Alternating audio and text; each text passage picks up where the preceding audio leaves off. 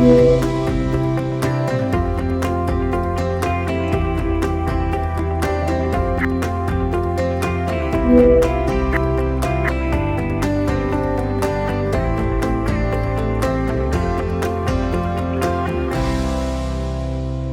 la doctora María del Carmen Silva Cruz, vicepresidente de la Sociedad de Endocrinología y Metabolismo, y nuevamente con nuestro ciclo de entrevistas, esta vez decidimos hacer un cambio y proponerles una modalidad diferente. Y quiero invitar al coordinador del Departamento de Metabolismo, Hidrocarbonado y Lípidos, el doctor Javier Farías, a ver qué nos tiene que contar él de todo lo que está pasando en estos tiempos.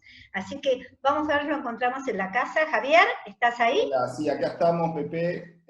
La verdad que es un gusto conversar con vos, un poco con un ida y vuelta que cuando pensamos el comunicar en el canal de YouTube, bueno, queríamos un formato así un poco más interactivo, así que hoy estamos acá para hacer preguntas y respuestas de esta época tan rara como venís diciendo en los videos anteriores, ¿no? Muy particular para todos, que nos cambió tanto la vida a todos, a vos, a mí, a todos los colegas de todo el país y del mundo, ¿no? Lo que decís es buenísimo y me parece muy bueno la posibilidad de esto, de interactuar, de hacer preguntas. ¿Qué es lo que están haciendo en el departamento? ¿Cuál es la problemática? El manejo de tanto del paciente ambulatorio como del paciente que está internado en tiempos de COVID y por COVID. Vos que sos tan inquieto, digamos, y estás por las redes y demás, ¿qué están haciendo? A ver. Los tiempos cambiaron profundamente, los pacientes diabéticos son población de riesgo para tener formas severas de COVID, así que estamos todos preocupados por nuestros pacientes para tratar de brindar un cuidado en particular. Hay algunas cosas diferentes que tienen que cumplir el aislamiento muy estricto, esto lo charlamos en el departamento, tratar de bajar a nuestros pacientes esta idea de cuidarse mucho, lavarse las manos frecuentemente, el distanciamiento social, todos los cuidados que tanto se remarcan con las campañas del Ministerio de Salud. Eso por un lado. Y después hay particularidades en la internación que hacen que los pacientes haya que manejarlos de manera diferente. Por ejemplo, el monitoreo capilar en los pacientes internados no se puede hacer en la frecuencia que se hace habitualmente para controlar la insulina que se aplica o para tratar de llegar a controlar la glucemia de una manera estricta. Entonces, eso cambió mucho el manejo de nuestros pacientes. Y en cuanto al manejo ambulatorio, y bueno, realmente estamos manejando casi todo de manera virtual, hacemos consultas solo en los pacientes que realmente necesitan de nuestra atención presencial, y hacemos las recetas y todo esto que tanto hacemos los que nos dedicamos a diabetes, mandando la receta de manera virtual. Se cambió un poco el sistema, la telemedicina finalmente llegó, que es algo que nos va a facilitar mucho las tareas de los médicos, porque podemos mandar las planillas y las recetas de manera virtual, y de esa manera el paciente puede proveerse de sus medicamentos crónicos, que son tan importantes para la hora de tratar la diabetes. Por ejemplo, que la adherencia a los tratamientos son muy importantes, es muy importante que se tome la medicación, que se tenga medicación suficiente, insulina de manera suficiente, y que no se suspenda los tratamientos, porque si no, todo se descompensa y después aún puede ser peor.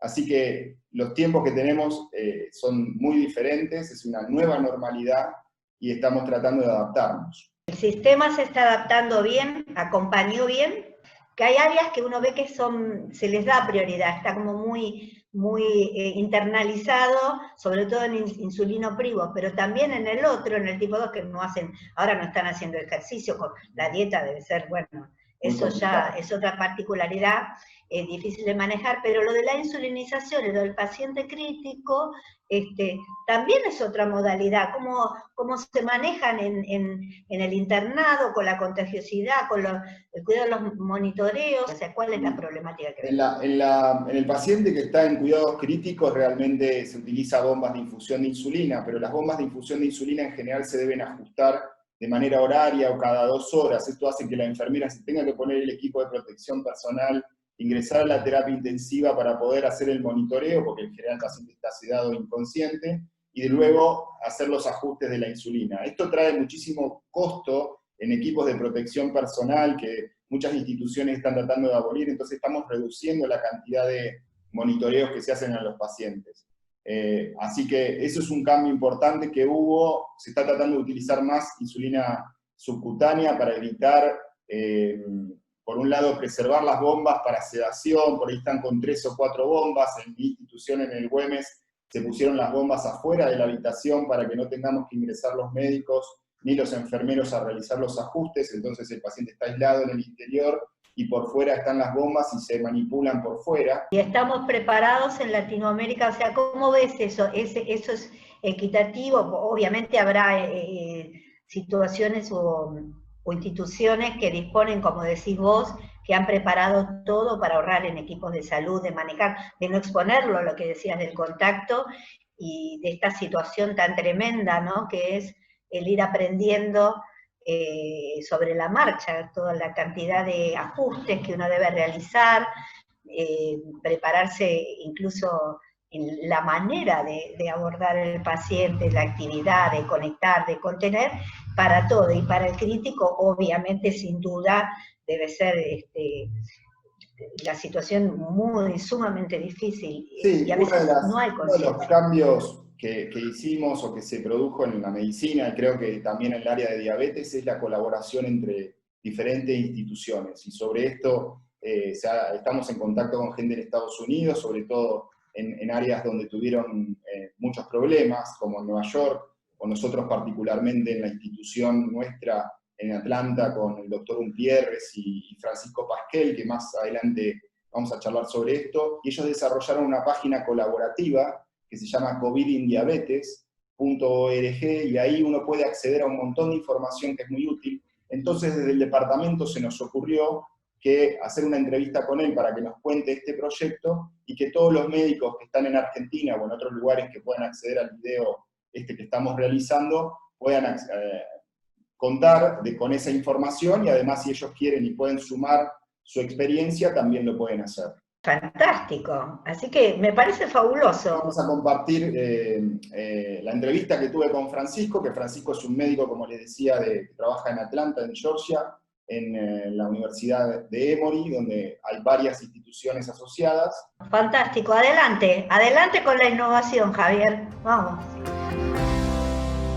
Bueno, Francisco, gracias por aceptar la invitación a charlar desde la Sociedad de Endocrinología. Queríamos contactar a alguien que esté un poco embebido en el tema de COVID y diabetes. Estoy al conocimiento de que habían desarrollado una aplicación junto con otros colaboradores en Estados Unidos.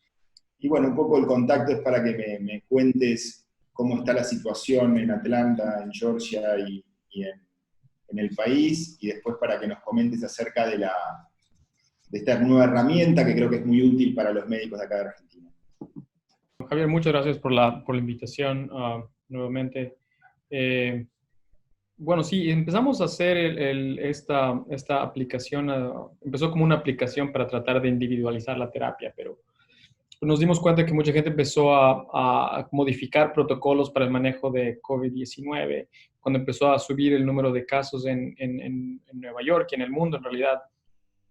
Y dada la demanda de tratar de adaptarnos un poco y transformar el manejo de diabetes, dado los altos riesgos de contagio de los trabajadores sociales, de los trabajadores de salud,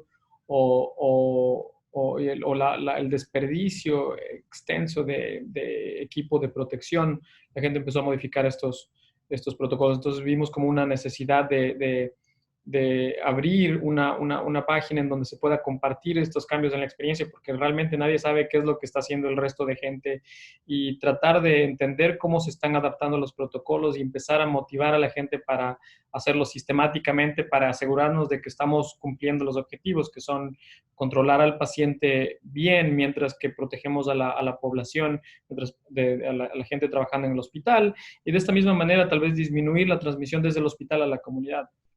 Pues con esa idea de tratar de proteger a todos, tanto pacientes como a la gente que trabaja en el hospital.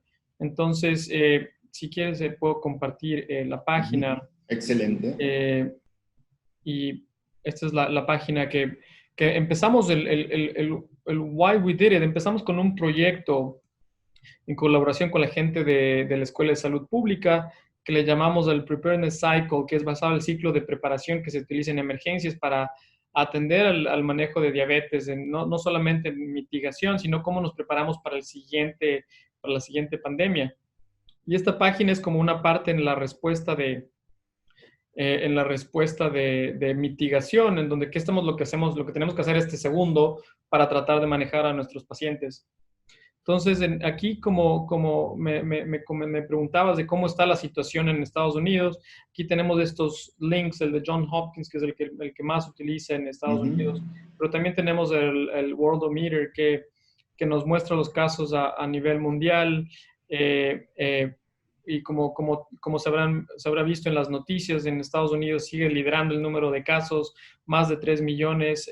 Veníamos mejorando con el tiempo, pero sin embargo, en los últimos días, ustedes pueden ver aquí los números de casos, cómo veníamos mejorando hace algunas semanas. El número de casos en las últimas 2 semanas realmente se ha ido multiplicando. Llegamos hasta incluso 61,000 casos el día de ayer, realmente batiendo todos los récords. Un desastre. Lamentablemente parecía que íbamos a mejorar, pero realmente estamos yendo en contravía. No se está viendo todavía aumento en mortalidad, pero eso se va a ver. Obviamente hay un lag de unas 2 semanas que esperemos que ya hayamos mejorado, hayamos aprendido cómo manejar mejor a los pacientes.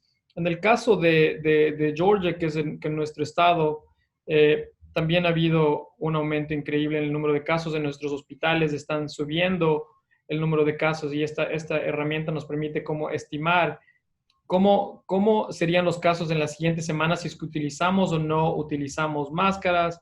Yo creo que esto nos puede ayudar mucho a entender un poco cómo se maneja la pandemia de acuerdo a las proyecciones que hay. Entonces, esta es una de las páginas, yo creo, muy, muy útiles para ver esas proyecciones, cómo estamos en el número de pruebas por millones de pacientes, etcétera. Entonces, eso se puede acceder fácilmente acá. Recientemente incluimos meetings que van a hablar sobre diabetes y COVID-19. Y aquí hay una donde les invito a participar, que va a ocurrir el 26 de agosto, y es gratis. Y se va a seguir esa idea del ciclo de preparación, en donde va a haber múltiples expositores tratando de ver todo este problema de una forma global, en donde se va a hablar de la parte de preparación, de cómo estábamos preparados antes, qué estamos haciendo, cuáles son los determinantes sociales, cuáles son los aspectos psicológicos de los pacientes y de gente que cuida a los pacientes. Después también hablar sobre la respuesta, qué es lo que hicimos de respuesta y mitigación, cómo se está utilizando tecnología, telemedicina, cómo estamos manejando a los pacientes en el ambiente hospitalario. Y después vamos a tener otras partes, en la parte de las partes económicas, vamos a tener la parte de la impresión de qué es lo que está sucediendo en Latinoamérica. Por ejemplo, Patricia Gómez de Chile va a presentar, y tenemos gente de otras partes del mundo. Vamos a ver la parte de las partes políticas, de los aspectos políticos de la pandemia. Yo creo que va a estar interesante, y pueden ustedes registrarse y atender gratuitamente. Pero esto inició básicamente con este interés de compartir qué es lo que está haciendo la gente, tanto en Estados Unidos como en otras partes del mundo. Y uno de los ejemplos iniciales fue: empezamos a recibir protocolos, porque tenemos experiencia en el manejo de cetoacidosis diabética, de cómo se está manejando y cómo están haciendo otros grupos. Y uno de los primeros fue este protocolo que nos compartieron, que es el de Shivani Agarwal, que trabaja en Montefiore, en el Bronx, en donde tuvieron múltiples casos de cetoacidosis y realmente tuvieron que adaptarse. No había equipo de protección, y lo que se empezó a hacer es adaptar el protocolo de manejo de cetoacidosis para aquellos pacientes que tienen cetoacidosis leve a moderada, y este es uno de los ejemplos que se reproduce en otros lados, y es básicamente en experiencias previas con protocolos subcutáneos, entonces, donde básicamente, por ejemplo, en este caso, confirmamos que el paciente tiene cetoacidosis, hiperglicemia, cetosis y acidosis, menos de 7.3 en el gas sanguíneo.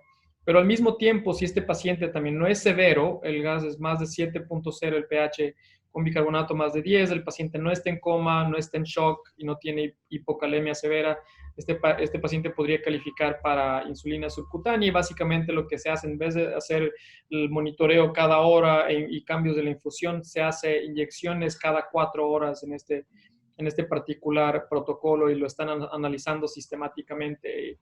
Y estamos colaborando también con un protocolo adaptado de Emory para colaborar con Shivani. Y este protocolo se basa también, toma en cuenta el índice de masa corporal del paciente, si el paciente está recibiendo esteroides o no, o si el paciente tiene insuficiencia renal o no.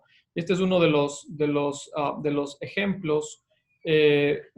Esto simultáneamente ocurrió en el Reino Unido, en cómo manejar a los pacientes con insulina subcutánea, y se han visto diferentes experiencias. Y hay una revisión reciente de Nadine Palermo que está en el Journal de Endocrinología y Metabolismo, en donde se hace una revisión justamente, y hay una tabla interesante que me compartió recientemente Nadine, que la vamos a poner en la página también para tener como una referencia a los estudios previos con insulina subcutánea, y está en este artículo. Mientras se abre esto, les puedo mostrar cómo está dividida la página. Tenemos diferentes secciones para el manejo hospitalario de diabetes: paciente no crítico, paciente crítico, paciente que necesita esteroides, nutrición parenteral, enteral, el paciente con cetoacidosis o crisis hiperglucémica. Y en el otro lado tenemos tecnología en diabetes, la implementación del monitoreo continuo en el hospital y el uso de telemedicina durante COVID. Tenemos diferentes secciones en cada uno de estas subsecciones. Sería la parte de experiencias compartidas, tenemos literatura, y tenemos al final un resumen, como un resumen de los artículos importantes que han ido saliendo en las últimas semanas. ¿Y cómo están manejando el tema del monitoreo? Porque quizás acá en Buenos Aires o en Argentina era un problema para ingresar a la habitación del paciente, y por ahí no disponemos de monitoreo continuo. ¿Cómo están adaptando el monitor continuo? Por ejemplo, el freestyle libre, ¿cómo lo están adaptando? ¿Cómo lo están manejando? Exacto, entonces pusimos recientemente, porque tenemos experiencia en el hospital, sobre el uso de monitoreo continuo. Hemos usado tanto el freestyle libre como el G6 de Dexcom, y esos son los que no necesitan calibración. Entonces nos pusimos en un grupo de colaboradores, pusimos una serie de recomendaciones de cómo adaptar esto en el hospital, porque sabíamos que son múltiples los pasos que se necesita para implementar esto. No es simplemente poner el sensor y ya está. Hay un montón de pasos que son importantes, y la educación y involver tanto a la gente de enfermería, a la gente de farmacia, a la gente la gente que adapta los sistemas electrónicos, etc. Entonces aquí en estas recomendaciones comparamos a los dos que no necesitan calibración, que significa que el paciente no necesita hacer un pinchazo para calibrar el sensor. Comparamos aquí algunas de las particularidades de estos sensores que hay que tener en cuenta en el hospital, cuáles son los rangos, cuánto se demora en empezar a actuar, en qué situaciones deberíamos confirmar la glucosa, particularmente cuando hay cambios rápidos en el sensor, o cuando estamos fuera de los rangos que podemos definir. Por ejemplo, en este caso dijimos 85 a 300, parece ser razonable, o cuando hay síntomas de hipoglicemia, etc. Y aquí hay algunas otras recomendaciones y unos pasos específicos de cómo adaptarlo en el hospital. Y obviamente lo que podemos hacer, si se logra hacer esto, es el monitoreo remoto, que se puede hacer con el día a día del monitoreo de cada uno de estos pacientes, y ajustar la terapia. Si estamos con insulina subcutánea, ajustarlo diariamente basado en cada una de estas respuestas que se puede acceder remotamente por ya sea el equipo de endocrinología, el equipo primario. Pero realmente estamos en los principios de esto. Hay pocos centros, hay alrededor de más de 70 hospitales utilizando G6, y varios hospitales utilizando el freestyle libre. Entonces estamos aprendiendo y estamos tratando de recolectar esta data. Y uno de los aspectos importantes de esto es justamente el uso en pacientes críticos. Realmente es donde no se ha estudiado, es donde más se necesita. Claro. Los pacientes que necesitan el monitoreo cada hora con la bomba de infusión. Estamos siguiendo el protocolo de Kathleen Dungan de Ohio, en donde estamos tratando de implementar esto en el hospital, y tenemos una serie de ejercicios de validación para asegurarnos de que el sensor está a la par con el monitoreo del pinchazo. Entonces, déjame hacerte una pregunta.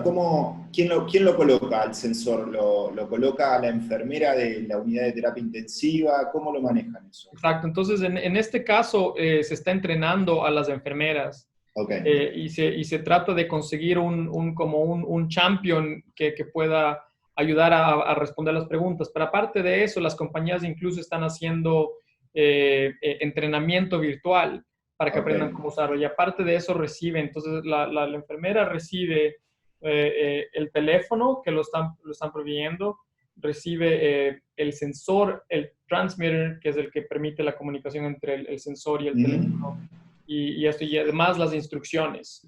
Y con eso se adapta. Entonces lo que se tiene que hacer es que estar al menos a 20 pies de distancia para que no se pierda la comunicación y se puede tener el valor de glucosa. Entonces lo que estamos tratando de hacer es que sea una validación automática en el récord clínico electrónico para decir si la glucosa está dentro de este rango, consideramos seguir usando el sensor.